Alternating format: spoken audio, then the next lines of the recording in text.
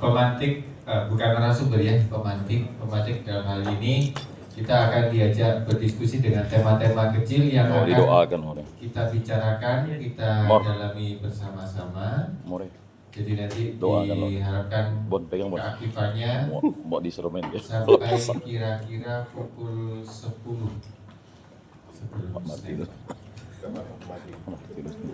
Ngantom. Sebenarnya Enggak ada. Ambil ya? Risto udah ngambil tempat duduk ke situ. Enggak ada yang ngaku dari tadi. karena sudah siap, waktu dan tempat dipersilakan. Baik, terima kasih Pak Wawan, Ketua Panitia. Selamat pagi, Romo, Bapak Ibu sekalian. Jadi udah senang, lalu capek, udah semangat kayaknya. Selamat pagi. Coba paginya kemana ya? Paginya kemana tuh? Berdiri semua supaya kita semangat. Berdiri lagi. Memang lah. Suruh berdiri nih. Ini supaya balik barang berdiri. Luar biasa tetap semangat ya. Oke. Semangat. Selamat pagi. Pagi. Luar biasa. Tetap semangat. Selamat pagi. Pagi. Luar biasa. Tetap semangat. Terima kasih. Mari kembali. Syukur enggak begini. Baik, Pak Pastor, Bapak Ibu sekalian. Pagi ini kita tukar harusnya sesi ketiga ini dari Sekda dari Kabupaten Bengkayang yang nanti akan bergabung bersama kita di jam 10 ya. Maka sesi diskusi kita bersama Pak Ketua kita majukan, kita tukar pada saat ini ya. Pastor Bapak Ibu sekalian, di acara diskusi kita kali ini tuh tentang membangun jaringan kerjasama, sinkronisasi kebutuhan dan pengadaan guru agama Katolik. Nanti Pak Ketua coba paparkan secara singkat untuk memantik diskusi kita. Tapi nanti teman-teman sekalian, Pastor Bapak Ibu sekalian, nanti terutama dari teman-teman perwakilan dari daerah, gitu ya, seperti apa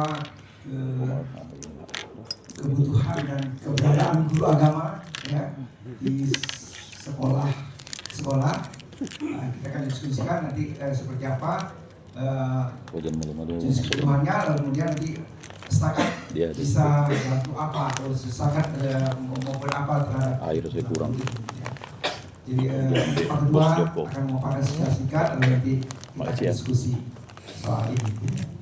Selanjutnya saya serahkan semuanya kepada Pak Ketua untuk menyampaikan gagasan terkait dengan topik diskusi kita kali ini. Saya Pak. Baik, terima kasih Pak Lukas. Lagi selamat pagi, salam sejahtera untuk kita semua. Adil Katalino Bacuraden Kasaruga Basingat Jubatan. Harus. Pertama saya mohon maaf tadi karena terlambat karena macet. Tadi ada tamu di rumah jadi harus saya jawab dulu tadi. Mohon maaf jadi agak terlambat.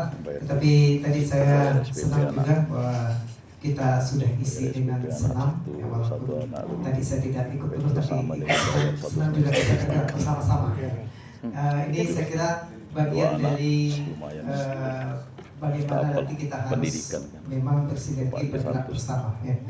Tadi terkait dengan topik diskusi kita mungkin sedikit koreksi kadang di jadwal itu mungkin selalu berubah-ubah. Jadi intinya kalau yang dituliskan di jadwal itu sinergi dan kolaborasi setakat negeri Pontianak. Tapi sekali lagi saya sampaikan kita berdiskusi bukan hanya terkait setakat ya. Bukan, tapi kita berpikir tentang kepentingan yang lebih luas, yaitu pendidikan keagamaan Katolik ya. Pendidikan keagamaan Katolik di situ masuk tingkat perguruan tinggi adalah Setakat Negeri Pontianak, ya. Tetapi harusnya ada tingkat SMA, ada SMAK, tingkat SMP yang aturannya belum ada, tingkat SD yang juga regulasinya belum ada, dan tingkat TK ya yang kita kenal dengan istilah taman seminari. Jadi saya ingin mengajak kita berpikir dalam skop yang lebih luas. Karena pendidikan keagamaan Katolik ini kan pendidikan yang khas, pendidikan keagamaan yang memberikan kalau menurut saya ini peluang yang harus kita tangkap, dan tapi di satu sisi ya harus kita tangkap karena ini memberikan kesempatan kita untuk menanamkan karakter-karakter Katolik secara lebih kuat dibandingkan dengan pendidikan umum, ya. Jadi kalau kita lihat kurikulum untuk pendidikan keagamaan Katolik itu, porsi untuk pendidikan moral, pendidikan keamanan itu jauh besar. Kalau di sekolah-sekolah mungkin hanya pendidikan agama itu jadi berikan porsi mungkin satu mata pelajaran yang gurunya pun entah ada entah tidak. Ya. Tetapi kalau kita tangkap kesempatan dengan pendidikan keagamaan Katolik ini, kita bisa memberikan porsi yang lebih besar tentang pendidikan nilai, pendidikan keagamaan, pendidikan moral yang lebih besar. Kalau kita lihat kurikulumnya teman-teman Islam itu porsi keagamaan bisa sampai 30%, 70% bisa sains dan lain-lain. Ya. Dan ini yang menurut saya selama ini mungkin belum terselesaikan dengan baik, ya. Baik ke umat kita sendiri maupun ke orang-orang tokoh-tokoh kita yang beragama Katolik maupun ke pihak gereja. Jadi ini yang menjadi problem tersendiri. Sehingga kita ingin hari ini kita coba fokus kira-kira apa yang kita buat untuk memajukan pendidikan keagamaan Katolik ini. Yang sudah ada Setakat Negeri Pontianak dengan SMAK, ya, dengan beberapa taman seminari, ya. Itu yang sudah ada. Tapi di level-level bawahnya belum ada. Tapi saya berharap ini kita manfaatkan kesempatan ini untuk meningkatkan pendidikan untuk umat Katolik. Ya. Nah, mungkin untuk mudahnya nanti kita coba berpikir dari titik awal sampai titik akhirnya apa yang harus kita perbuat. Titik awalnya tentunya kelembagaannya dulu. Kelembagaannya, bagaimana kita bisa mendorong berdirinya lembaga-lembaga pendidikan keagamaan Katolik. Ya, untuk perguruan tinggi tadi kita bersyukur kita di Pontianak ya di Kalimantan Barat ini sudah memiliki sekolah tinggi agama Katolik negeri. Itu artinya satu tugas kita sudah lewat. Ya. Tapi untuk level di bawahnya, untuk level SMA, ya, SMP, SD itu masih banyak tugas berat kita. Kita bersyukur ada 2 swasta, tapi ini pun menjadi tanggung jawab moral kita untuk membesarkan SMAK ini. Kemudian untuk level SMP dan SD ini kita menunggu supaya muncul regulasi yang memungkinkan pembukaan pendidikan keagamaan Katolik di level SMP maupun SD. Jadi diskusi kita hari ini mungkin saya ingin mengajak kita membahas bersama ada 5 topik utama. Ya. Yang pertama itu tadi terkait kelembagaan, bagaimana kita bersama-sama mempromosikan pentingnya pendidikan keagamaan Katolik ini. Jadi kita mempromosikannya, siapa sasaran promosi kita? Tentunya pertama pemerintah kita ya, pemerintah daerah atau apa, karena memang dasar pendidikan kalau level SMA, SMP itu ada di, kalau SMA levelnya provinsi, kemudian SMP dan SD dengan TK itu levelnya di kabupaten. Ya. Jadi nanti kita harus promosikan ini ke mungkin pejabat-pejabat kita, pejabat-pejabat Katolik kita di pemerintah daerah. Itu satu. Yang kedua, dan mungkin ini yang paling berat, itu adalah mempromosikan ke pihak gereja. Karena selama ini kadang-kadang gereja menganggap bahwa kalau pemerintah ini kalau sudah negeri itu bukan bagian dari gereja. Nah ini mungkin yang perlu kita pelan-pelan ya, pelan-pelan berikan pengertian. Kalau saya berpikirnya begini, kita harus melihat tatanan di tingkat nasional ya. Tingkat nasional di bawah Kementerian Agama, pendidikan keagamaan itu diatur oleh Kementerian Agama. Betapa timpangnya kita ya. Jadi di tingkat nasional eselon 1 itu kalau teman Islam ada Direktorat Jenderal Pendidikan Islam, PEDIS.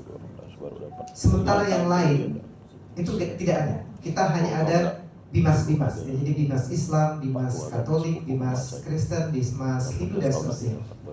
Nah, yang kita di Katolik itu pendidikannya ada di bawah bimas.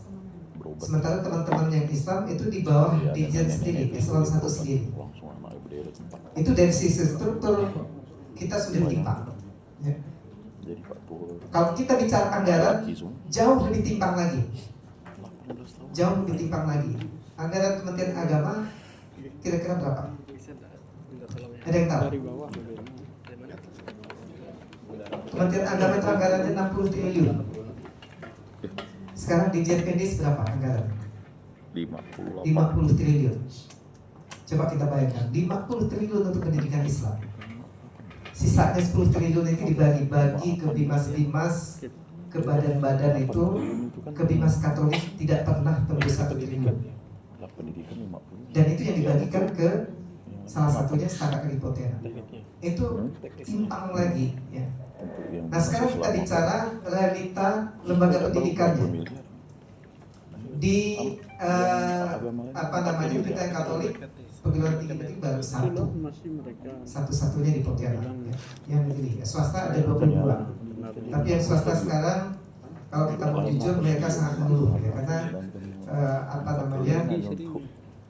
antara biaya operasional dengan jumlah mahasiswa itu memang menjadi problem tersendiri. Ya. Kemudian kalau kita bicara tadi di level SMA, SMP, SD itu udah nggak usah dibongkar lah. SMA baru regulasinya ada dan kita SMAK itu kalau di Kalimantan baru hanya ada 3 dan 1 sudah tutup. Ya. SMP memang tidak ada, SD tidak ada, TK ada Taman Seminari. Ya.